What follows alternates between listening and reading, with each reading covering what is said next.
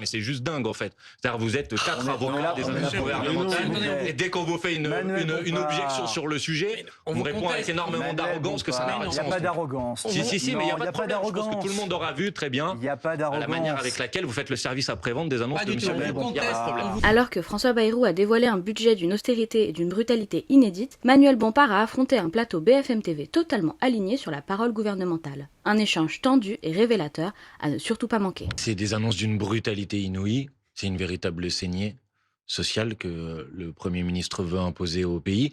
C'est une folie, de mon point de vue. D'abord pour la souffrance que ça va produire et générer pour une grande partie des Françaises et des Français qui vont être directement impactés sur leur pouvoir d'achat par un certain nombre des mesures qui sont mises sur la table par le Premier ministre. Et c'est une folie aussi d'un point de vue économique. Parce qu'en réalité, quand vous faites des politiques d'austérité budgétaire comme ça produit de la récession économique. Le budget cette année de François Bayrou, il a déjà diminué la croissance par 2. C'est les études notamment de l'OFCE qui fait cette démonstration.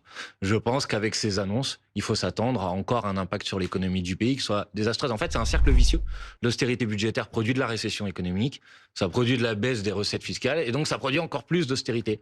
Et donc, M. Bayrou... 5,4% de déficit quand même. Mais c'est pas le sujet en fait. L'austérité, elle dépend pas du niveau de déficit. C'est une politique de réduction très concrètement, par exemple là, sur les pensions de retraite, sur les allocations sociales, sur le RSA, qui vont se traduire par une baisse de pouvoir d'achat. Il n'y a pas de réduction très importante des pensions de retraite. Ça, la réduction, pardon, elle est... Il n'y a pas de réduction très importante des pensions de retraite. Il n'y a même d'ailleurs pas de réduction des pensions de retraite. C'est une non-revalorisation sur la base de l'inflation, mais en termes de pouvoir d'achat, ça se traduit par une baisse de pouvoir d'achat. Les prix augmentent. L'inflation. Les Français payent l'inflation. Si l'inflation est faible, l'inflation va pas être à zéro, donc de facto, c'est une baisse. Oui. Si vous voulez, si on fait le calcul sur la base des prévisions d'inflation aujourd'hui, c'est 350 € en moyenne pour les retraités sur l'année. Cette suppression souhaitée par François Bayrou de 2 jours fériés.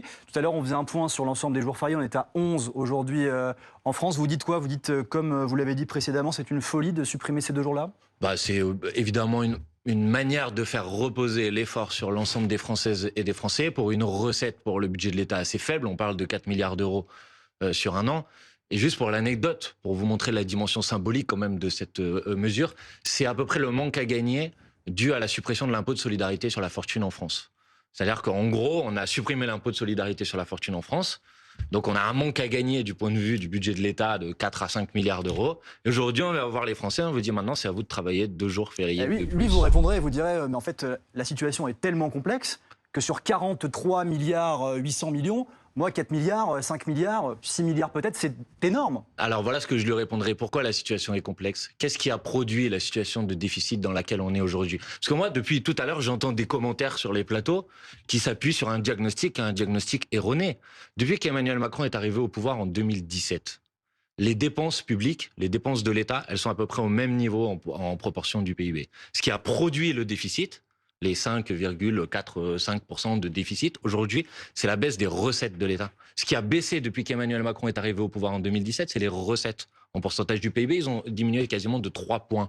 Pourquoi? Parce qu'Emmanuel Macron a fait des cadeaux, je parlais de l'impôt de solidarité sur la fortune, cadeaux en grande majorité à destination des plus riches, des grandes entreprises. Ça a produit une situation de déficit. Et aujourd'hui, M. Bayrou vient nous voir et nous dit, bon, maintenant qu'on a fait des cadeaux aux plus riches et aux grandes entreprises... Et lui vous dira, c'est la politique de l'offre que j'ai souhaitée pour attirer de l'étranger, pour essayer de relancer l'économie réindustrialisée aussi. C'est sans doute ce qu'il me dirait, effectivement. Mais je pense que maintenant, on a un recul sur la conséquence de cette politique. Il y a 15 jours, on a appris que la France a atteint un record historique du nombre de personnes qui vivent sous le seuil de pauvreté en France. Le chômage repart à la hausse. La part de l'industrie dans le PIB est inférieure à 10%. C'est un résultat historiquement bas. Donc moi, je veux bien qu'ils me disent ça.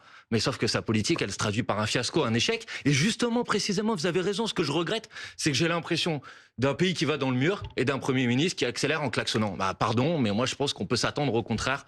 Et on pourrait demander, exiger un changement de politique. D'ailleurs, je voudrais dire, et c'est une dernière chose, quand même, quel est le mandat populaire dont dispose M. Bayrou pour mettre en œuvre cette politique? Il y a eu des élections législatives l'année dernière. C'est pas les mesures proposées par M. Bayrou qui ont eu une majorité des votes des Françaises et des Français. C'est pas vrai. On nous dit, on va geler tous les budgets à part celui de la défense. Tous les budgets de l'État. Très concrètement, ça veut dire du manque à gagner pour, par exemple, le budget de l'éducation nationale. C'est entre 600 et 700 millions d'euros en moins dans le budget relativement à la hausse des dépenses. J'ai fait le calcul, c'est l'équivalent de 10 000 postes d'enseignants. Donc c'est 10 000 postes d'enseignants en moins, c'est des soignants en moins, c'est moins d'aide publique, par exemple, pour la rénovation des logements, alors qu'on est confronté à une urgence climatique et environnementale totale. Donc moi, le jour où vous allez me présenter le français qui va me dire « moi je suis d'accord pour que dans l'école de mes enfants, il n'y ait plus de professeurs, parce que M. Bayrou a décidé qu'on gelait le budget de l'éducation nationale », je veux bien en parler avec lui, mais je pense qu'il n'existe pas. Oui, mais quand vous êtes dans un pays qui a 3300 milliards de dettes, qui est au bord de d'être mis sous tutelle quasiment du FMI, des agences de notation, il faut bien un moment... Vous avez lu les agences. Pourquoi vous faites comme ça, Manuel Bompard? Pourquoi vous faites haut de la tête? Un budget, un moment, il faut bien... Il a trop dramatisé la situation, François Bayrou? Évidemment. Ah, c'est pas grave. Mais c'est pas que c'est pas grave, mais est-ce que vous savez, par exemple, je sais pas, peut-être ça pourrait être intéressant que vous le sachiez, que la dette en France est inférieure, par exemple, à la dette aux États-Unis, et inférieure, est inférieure, par exemple, à la dette au Japon. Est-ce que vous savez que la charge de la dette en France aujourd'hui, elle est inférieure à la charge de la dette en France au début des années 2000? Non, mais je veux bien qu'on me dise qu'aujourd'hui, on est dans une situation telle. Ça fait 20 ans. Les uns après les autres. S'il vous plaît, Gaëtan, est-ce que c'est vrai? Vous voyez hocher de la tête. La charge de la dette est passée de 50 milliards à 70 milliards. La charge de la dette s'est accrue et que nos taux d'emprunt, déjà à 5 ans, s'est accru, et celui à 10 ans, qui est encore plus révélateur, c'est accru également. Donc oui, il y a péril en la demeure. Il faut prendre des mesures pour inverser cette tendance et redonner la confiance. Non, mais voilà ce qu'on va faire, c'est simple. Parce qu'on n'a pas les mêmes chiffres. Voilà ce qu'on va faire à l'issue de l'émission. Je publierai l'évolution sur les 20 dernières années de la charge de la dette en France. Et si vous voulez bien, vous la passerez à l'antenne et on verra qu'il y avait raison et qu'il y avait tort. Lorsque vous recevez des membres de la France Insoumise ou du Rassemblement National et qu'ils ne sont pas d'accord avec Bayrou, demandez alors ce qu'ils proposent. Je vais prendre la question de Pierre. Qu'est-ce que vous proposez? Avec plaisir. On parle de 40 milliards d'euros. C'est l'objectif qu'a fixé François Bayrou. Je vous propose 2 mesures qui ont une recette estimée à 40 milliards d'euros. La première, c'est mettre en place ce qu'on appelle la taxe Zuckman, c'est-à-dire un impôt minimum de 2% sur le patrimoine des milliardaires. Qui dépasse 100 millions d'euros, ça représente 1800 contribuables. Exactement. Donc ça rapporte 20 milliards. millions d'euros. Ça rapporte à peu près 20 milliards, c'est la moitié de l'effort nécessaire. La deuxième mesure, et je veux préciser que ces 2 mesures-là, vous voyez, il y avait une majorité de députés qui l'ont voté l'année dernière, au moment où on a débattu du budget sous M. Barnier.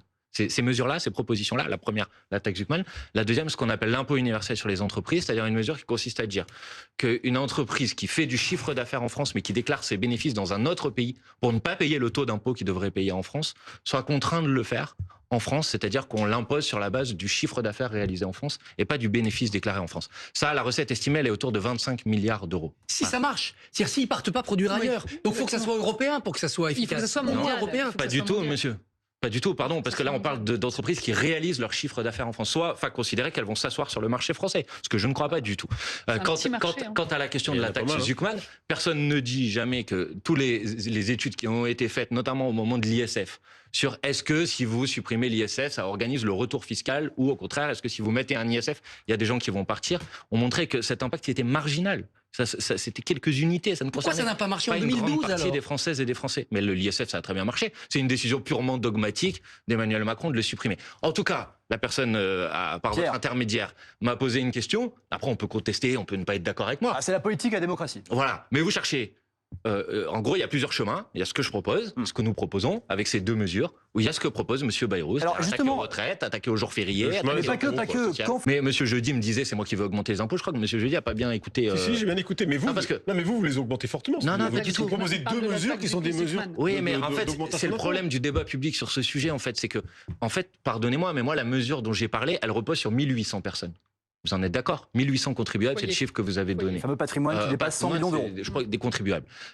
Les propositions faites par M. Bayrou, elles reposent sur tout le monde. Si vous refusez, par exemple, de revaloriser le barème de l'impôt sur le revenu, ça veut dire à peu près 600 000 personnes supplémentaires qui vont rentrer dans l'impôt sur le revenu et plus de 15 millions de foyers qui vont voir leur impôt sur le revenu augmenter. Ça, c'est ce que propose M. Bayrou. C'est pas ce que je propose.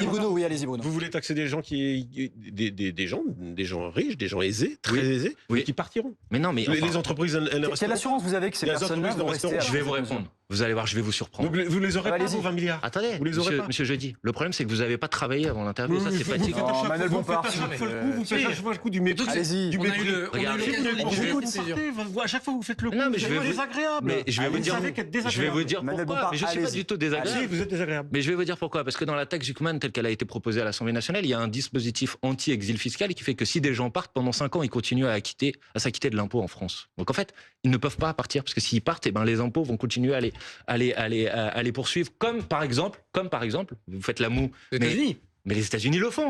Et nous, on pourrait pas le faire. Les États-Unis peuvent le faire et nous, on pourrait pas le faire. Donc, pardon, monsieur, je dis, c'est pas pour être déplaisant avec vous. Sauf qu'aux États-Unis. Mais manifestement, ce détail-là, vous avez échappé. Sauf qu'aux dans la États-Unis, taxe vous n'avez pas le Zuckman. même niveau, allez, le on va même avancer. niveau de dépenses sociales, le même niveau. Non, il y a une dette plus importante qu'en France, mais ça n'a pas l'air de vous déranger. Jean-Marc, Ça. Il y a un rapport sénatorial qui a été fait il y a quelques jours Oui. qui démontre que les aides publiques aux entreprises sont supérieures à 200 milliards d'euros chaque année. Vous savez les à quoi aides elles de servent confondu, Vous savez à Tout quoi elles confondu. servent Tout confondu. Tout confondu. Des bases de charges. Baisse de charge. Ça sur les salaires, les bas salaires. Des bases de charges pour l'embauche. Alors pour moi, les je n'appelle jeunes. pas ça des charges. En langage Oui. français, j'appelle ça des cotisations. Des salaires Et différés. comme après, il disait ne faut pas les- s'étonner. C'est du salaire. C'est quand même pour l'emploi. Après, il ne faut pas s'étonner qu'il y ait un déficit de la sécurité sociale si vous financez des baisses de cotisations. Mais, monsieur, vous me demandez des pistes d'économies possibles. Je vous dis, là, il y a des économies possibles. J'entendais monsieur Bayrou tout à l'heure, pour faire peur à tout le monde, disait chaque seconde, Ah oui, la dette 5 000. Chaque minute. augmente à 5 000. Est-ce que Alors, vous par savez exemple, 6 5 500 000, euros par seconde. 10 000, Éric Coquerel nous a 15 dit 000, le titre. Eh ben, il avait 20 raison. 000, etc.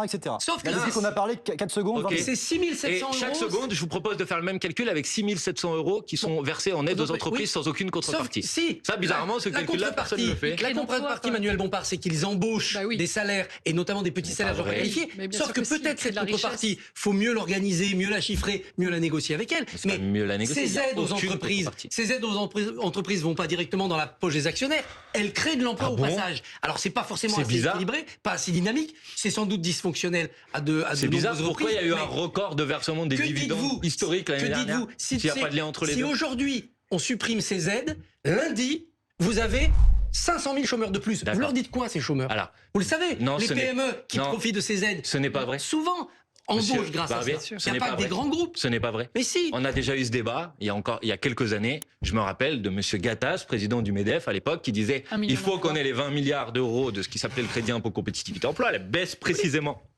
de cotisation, et ça va créer 1 million d'emplois. Mais ça a créé On un a million créé des d'emplois. emplois. On Vous a pouvez créé pas 1 dire million ça. d'emplois. Je suis désolé, mais à un moment, vous êtes sur une chaîne d'information. Mais ça s'est essoufflé. Il y a des on a eu rapports des d'évaluation qui ont été faits, Oui. madame, qui parlent de entre 50 et 100 000 emplois. Donc moi, je veux bien qu'en fait, on puisse dire tout et son contraire maintenant. Mais dans ce cas-là, je veux dire, il n'y a plus Mais rien qu'à une vous ne- valeur. vous quoi. ne- On est à Pardonnez-moi, 7 cette chômage. politique-là S'il ne vous produit plaît, pas s'il d'emplois. vous Ce plaît, n'est pas vrai. on va avancer. Il y a encore Faites beaucoup un de travail thèmes. un peu précis. Il y a beaucoup- C'est un non-remplacement d'un fonctionnaire sur 3. Mm. J'imagine votre réponse, évidemment, sur ce point. Bah en fait, c'est le retour à la politique qui a été mise en place par Nicolas Sarkozy quand il était président de la République. Ça s'appelait la Revue générale des politiques publiques. À l'époque, on disait un fonctionnaire sur 2 qui part à la retraite ne va pas être renouvelé. Ça s'est traduit sur 5 ans à 70 000 postes d'enseignants en moins, 12 500 de mémoire postes de policiers en moins. Et une fois que le quinquennat de Nicolas Sarkozy s'est terminé, tout le monde a dit bah ça nous a quand même conduit à faire des bêtises. Donc il faut surtout pas réintroduire une mesure d'une telle brutalité et sans aucune discussion et réflexion. Donc je suis un peu surpris que M. Bayrou prenne une mesure qui manifestement a fait un fiasco. Et comme je le disais tout à l'heure, maintenant moi j'attends de voir pour rentrer dans les détails, parce que c'est pas juste des chiffres en fait, c'est des conséquences concrètes sur la vie des gens. De la même manière, si vous voulez parler d'une niche fiscale, qui est la deuxième, je crois, niche fiscale la plus importante, et qui est quand même un effet d'aubaine pour des grands groupes et des grandes entreprises, c'est la question du crédit impôt recherche. Ah. Les crédits impôt La recherche. moitié des subventions et des aides qui ont été recensées par le Sénat. Voilà, Eh, les eh deux- ben, eh, la qu'est-ce que moitié vous en des faites 211 Je suis très cohérent. Qu'est-ce que vous en faites? Eh ben, vous les concentrez effectivement sur de l'aide à la recherche. Oui. Et vous en faites pas des effets d'opportunité pour des grands groupes qui ne font pas de recherche. Vous avez des exemples? Bah oui, Sanofi par exemple. Ah bah qui si, a- qui a- Sanofi fait de la recherche. Attendez, voyons, madame, et arrêtez. madame, s'il vous plaît. Enfin, moi, je veux bien Non, mais que vous vous pouvez pas défendiez, dire si ça, vous voulez, pardon. défendez toutes les grandes entreprises. Pardon. Madame, Sanofi a bénéficié de millions d'euros et de milliards d'euros de crédit impôt recherche et d'a diminué le nombre de chercheurs en Mais- France par mais- 2. mais- Donc moi, je veux bien que vous Pardon. trouviez que ce soit une très bonne politique que l'État C'est pas ce que vienne je aider dis. des grandes Ce entreprises n'est pas qui ce que prétendent je- faire de la je- recherche je et n'ai qui jamais suppriment le dit nombre ça, de chercheurs. pardonnez-moi. Mais si Ne- vous voulez être ne- porte-parole ne de Sanofi, mettez soyez pas des mots porte-parole de dans la Sanofi. bouche que je n'ai Mais pas en tenue, l'occurrence, pardonnez-moi, non, mais mais excusez-moi, vous mais la pouvez pas manière dire avec que laquelle vous répondez mais, sur ce mais sujet, vous rigolez, en soi-disant le Manuel sujet Bompard. n'existe Mais pas, etc. pardon. Alors S'il vous qu'excusez-moi, plaît. c'est largement Pardonnez-moi. documenté, y compris en commission des Pardonnez-moi, finances, et mais pas je que suis par la France désolée, insoumise, chacun ses goûts. qu'il y a des abus sur le Je crédit de recherche. S'il vous plaît. Bah ouais, mais en l'occurrence, là, c'est à moi qu'on coupe la parole, monsieur. Pardonnez-moi, j'étais en train d'expliquer que Sanofi, effectivement, investit chaque année dans la recherche. Très bien. Et là aussi, si vous voulez, ce que je vous propose, c'est inviter sur votre plateau les syndicalistes de Sanofi qui vous diront à quel point Sanofi a développé la recherche en France, alors qu'elle a supprimé des centres de recherche depuis des années et des années. Les salariés de Sanofi à Colomiers, à nouveau en grève. Ils avaient manifesté le 20 janvier dernier, après avoir appris la cession de leur site à la société unitaire. 575 emplois sont concernés, plus de 900 selon les syndicats. De nouvelles réductions d'effectifs inacceptables pour les salariés de Sanofi Aventis. Un gros chèque qui risque de faire du bruit. Un dirigeant de Sanofi a empoché 500 000 € de plus-value sur des stock options. Jusque-là, rien d'anormal pour un grand patron, sauf que l'opération intervient en plein conflit social. Le groupe vient d'annoncer un vaste plan de restructuration. 900 toujours, vous êtes toujours sur ces suppressions de 900 postes. C'est le seul chiffre que nous ayons jamais donné d'ailleurs. Ah bon? Absolument. Il n'y a pas qu'à Montpellier que Sanofi supprime des postes. Entre 2008 et 2013, en région parisienne, en Normandie, près de Lyon, à Toulouse, sur plus d'une dizaine de sites en France, Sanofi diminue ses effectifs. Au total, 4000 emplois supprimés. Le plan de la direction, rendre Sanofi toujours plus attractif. C'est-à-dire plaire au marché et séduire les actionnaires. Dans un communiqué, la direction de Sanofi l'a d'ailleurs écrit noir sur blanc. Elle s'engage à reverser 50% des résultats nets à ses actionnaires en 2014. La moitié des bénéfices. Je vais vous dire pourquoi ils font ça. Si Sanofi demain baisse cet objectif, le cours va s'effondrer. Et on sera les premiers à dire ça va mal, ça se passe mal, etc. C'est pas au ministre de l'économie à les encourager, à les dissuader. Le groupe pharmaceutique Sanofi va supprimer 600 postes en France. Alors ça passe mal parce que l'entreprise n'est pas vraiment en difficulté. Et ce patron, c'est celui de Sanofi. Sa rémunération a été approuvée hier soir par les 2/3 des actionnaires. Si on compte son salaire fixe, sa prime d'embauche et ses actions gratuites, eh bien il a touché plus de 16 millions d'euros en 2015. Il est ainsi tout simplement le patron le mieux payé en France. Vous avez mis en évidence le fait qu'il y a de nombreux managers dans l'entreprise Sanofi qui reçoivent des consignes de leur hiérarchie pour sous-noter des salariés. C'est un objectif, l'objectif est clair, il faut atteindre des quotas de salariés non performants pour pouvoir mieux ensuite les licencier. On appelle ça la sous-notation forcée. Il aura fallu plus de 3 ans d'enquête sur l'anti-épileptique Dépakine. On a appris hier soir que le laboratoire Sanofi était mis en examen pour tromperie aggravée et blessures involontaires. Oui, la molécule prescrite aux personnes souffrant de troubles bipolaires peut entraîner des malformations chez le fœtus. La procédure a été lancée en 2016 par une association qui représente 4000 personnes, l'APESAC. Et la plupart de ces principes actifs sont en Europe, sont produits et créés en Europe. Le Doliprane. Absolument. Le principe actif est fabriqué à l'étranger. Vous avez effectivement le principe actif qui est fabriqué dans plusieurs usines à l'étranger. Et pourquoi est-ce que vous le faites fabriquer à l'étranger, ce principe actif? Écoutez, c'est là aussi... Parce que ça coûte moins cher. Pour les patients français. Pas que vous vivez en partie, je dis bien en partie, de la sécurité sociale, quand même. Absolument, oui. Ça représente quoi de votre chiffre d'affaires, d'ailleurs? Plus de 80%. Plus de 80%, vous dépendez de la sécurité sociale. Ah ouais, même plus que ça, ouais. Même plus que ça. Pardon, moi je suis venu ici pour débattre, mais c'est juste dingue en fait. C'est-à-dire vous êtes 4 avocats des annonces gouvernementales, et dès qu'on vous fait une objection sur le sujet, on vous répond avec énormément d'arrogance que ça n'a pas de sens. Il n'y a pas d'arrogance. Si, mais il n'y a pas de problème. Je pense que tout le monde aura vu très bien la manière avec laquelle vous faites le service après-vente des annonces de M. Bayrou. Il n'y a pas de problème. Écoutez, le Parti Socialiste et le Rassemblement National ont fait le choix au début de l'année de laisser M. Bayrou en place. Et aujourd'hui, je les entends sur les plateaux de télévision verser des chaudes larmes en disant que ce qui est proposé, c'est un carnage, une purge, etc. D'abord, ils ont une responsabilité, parce que s'il y a 15 jours, tout le monde avait voté la censure, M. Bayrou ne serait même pas là pour faire ses annonces. Est-ce que la situation serait meilleure? Au moins, il n'y aurait pas M. Bayrou qui propose le plus gros massacre social pour le pays de ces dernières années. Il y aurait peut-être un autre gouvernement, et il y aurait peut-être, pourquoi pas, si M. Macron s'était décidé à reconnaître le résultat des élections, un gouvernement dirigé par la formation politique qui a remporté les dernières élections, mais on a dit qu'on revenait pas sur ce sujet. Maintenant, vous me posez une question sur la censure. Moi, je veux bien qu'on fasse semblant, si vous voulez, qu'on peut faire une négociation avec M. Bayrou. Les lignes rouges de chacun, M. Bayrou, il les connaît. Quand il fait ces propositions-là, aujourd'hui, il le fait en connaissance de cause. Il sait à quel point ces mesures-là ne sont pas susceptibles d'avoir une majorité de députés. Il dit, je connais les risques à la fin de son discours. Très bien, donc il connaît les risques. Donc, faire croire que dans la négociation avec lui, on va pouvoir transformer ce qu'a proposé M. Bayrou en un programme qui va sortir le pays des difficultés auxquelles il est confronté, moi, c'est une fable à laquelle je ne veux pas donner de l'illusion. Donc moi, je suis cohérent, je dis les choses franchement. Je pense qu'il faut censurer ce gouvernement le plus rapidement possible et que ceux qui ne le censureraient pas seraient complices de la mise en œuvre de cette mauvaise politique.